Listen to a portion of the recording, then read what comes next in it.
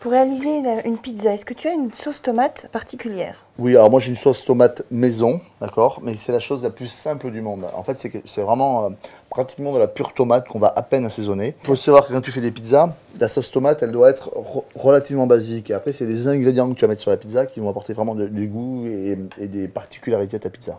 Donc nous, on a acheté des tomates pelées et on va commencer par les égoutter. Alors les égoutter pour aller plus vite. Ok, ici, tac. Tomates fraîches, tu les mondes et tu les mixes entières. Tu peux les épépiner. On a un jus qui est un peu trop liquide pour aller sur une pizza parce qu'il va détremper la pizza. Je vais augmenter le feu.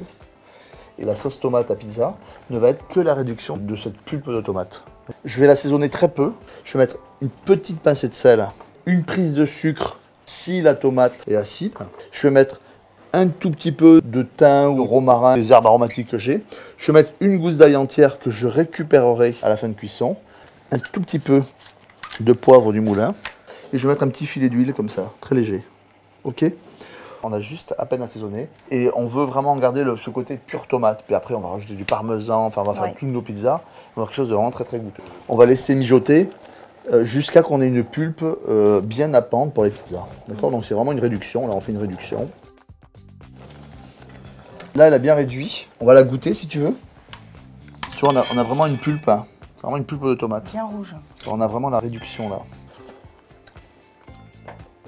Bien acide. On est vraiment sur le goût pur, C'est très important. Excellent.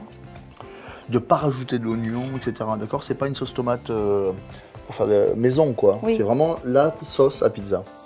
Et ça se conserve très très bien aussi dans un bocal au réfrigérateur. On peut même la congeler, on peut en faire en avance.